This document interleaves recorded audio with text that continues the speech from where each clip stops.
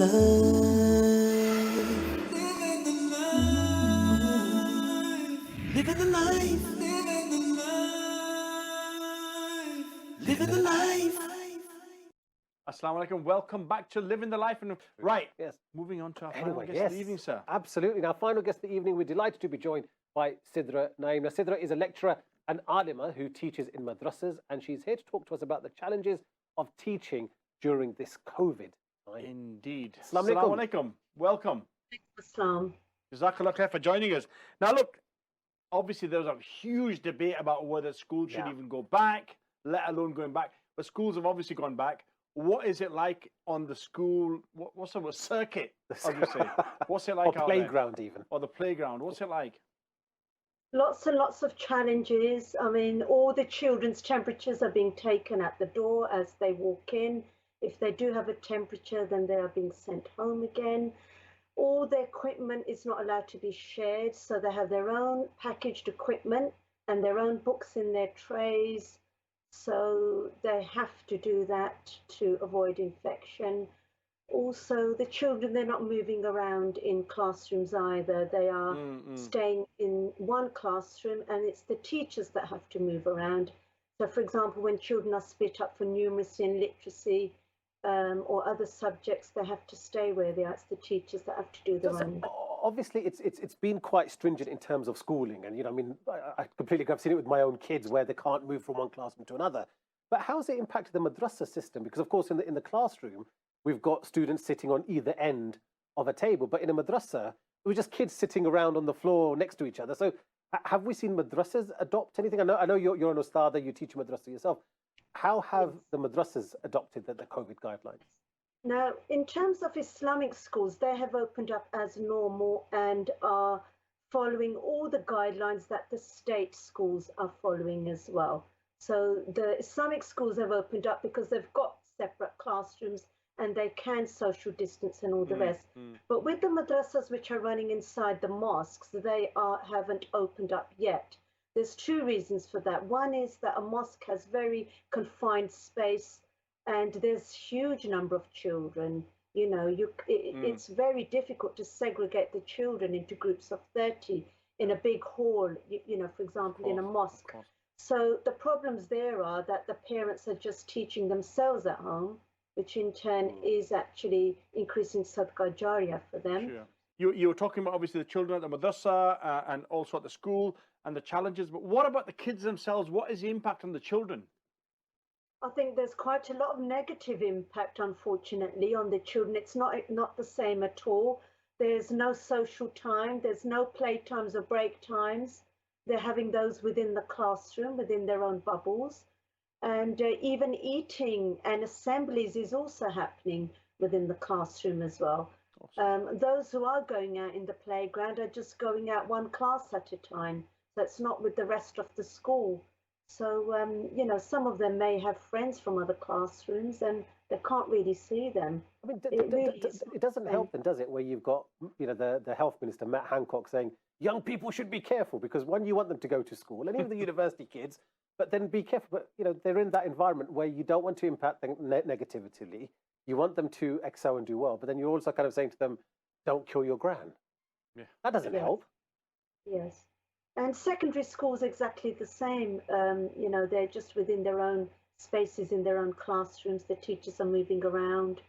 And, a lot of them are taking in their own packed lunches because food is not being cooked on the premises. So they're eating those on their own in their classrooms, no break times. Or if they're talking about food, what are those children that normally get a school meal? What's happening with them?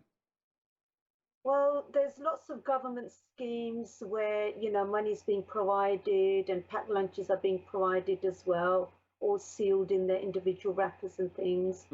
So each school is different. Each school has got its own sort of guidelines going at the moment. University, again, is a huge dilemma really at the moment. There is. I mean, and you would class university students as young adults, to be honest. And what are universities like? Because they have a very different. They're not interdiscipline. Yeah. Some of them Yeah. going for lectures, some of them But don't. don't forget, it's a whole social environment. It's a it's whole university, social right? environment. Yeah. How are universities coping? Well, it's they haven't opened yet officially, but at the moment the lecturers and all the deans of the university are all getting together and having lots of meetings. So the huge, large lectures will be done remotely online. mm. You know, because obviously there's 300 students at a time on courses. Mm. All the children, well, they're not children, like you said, they're young adults. They will be split into classes of 30, and they will be taught in smaller groups, some of them within tutorials, some of them across different campuses because everybody has to get spread out now. It's very, very difficult and a lot of stress on lecturers actually. So again, they're running around across campuses. They're teaching a lot more because they're teaching smaller groups of young adults, Sure. students at a time, but more teaching, replicating the lecture 5-6 times. Absolutely. So, obviously, you were talking about the lecturers, and I think it's the same with schools, that the teachers are kind of having to do the run around. But then how is, like obviously if you think of, say, a science lecture, now a science lecture really should be in a lab. There's a practical element to that. And, if the children aren't in the relevant classroom, is this negatively impacting their education or is it impacting how they can benefit the most?